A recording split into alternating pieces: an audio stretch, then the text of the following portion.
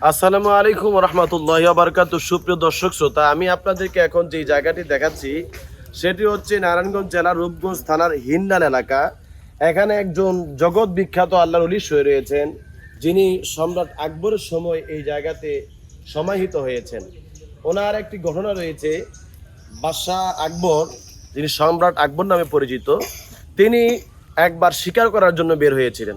তো শিকার করতে করতে যখন এই এলাকাতে এসেছিলেন, তখন তিনি এখানে কিছু হরিণ দেখতে পেলেন।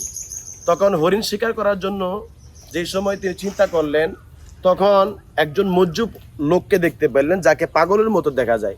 তো এই ব্যক্তি ওনাকে বলল যে এই জায়গার মধ্যে আপনি হরিণ শিকার করেন না। তো পাগলের কথা বলার পরে বাদশাহ আকবর তিনি এটাকে কোনো কর্ণপাত করেন নাই, না করে তিনি হরিণ শিকার করে নিয়ে গেছে। যে সময় ইনি হরিণ শিকার করে গোস্তটা খাইলেন, তখন থেকে ওনার পেট ব্যথা শুরু হয়ে গেছে। তারপরে তিনি অনেক হাকিম, ডাক্তার, কবিরাজের কাছে গিয়েছেন চিকিৎসা করার জন্য, কিন্তু ফলশ্রুতিতে ওনার কোনো এটাতে ফল পায় নাই।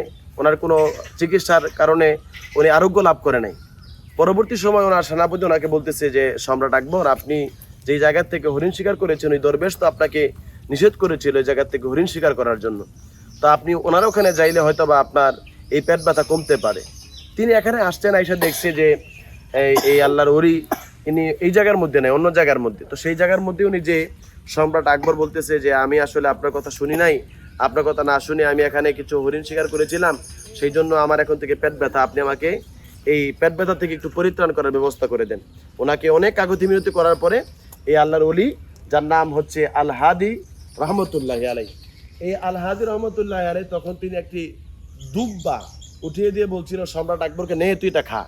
তো এই এক দুব্বা খাওয়ার পর থেকে ওনার পেটের যে ব্যথা, এই ব্যথা চলে গেছে। তারপরে আপনারা জেনে অবাক হবেন, এই বিস্তীর্ণ এলাকা আমি আপনাদেরকে যত দূর পর্যন্ত দেখাচ্ছি, এদিকে অনেক দূরে একটি মসজিদ রয়েছে, এদিকে বিশাল এলাকা, 162 বিঘা সম্পত্তি, 162 বিঘা সম্পত্তি। এই বাদশাহ আকবরের সময়, ব্রিটিশদের সময় তিনি এটি লিখিত করে দিয়ে গেছে।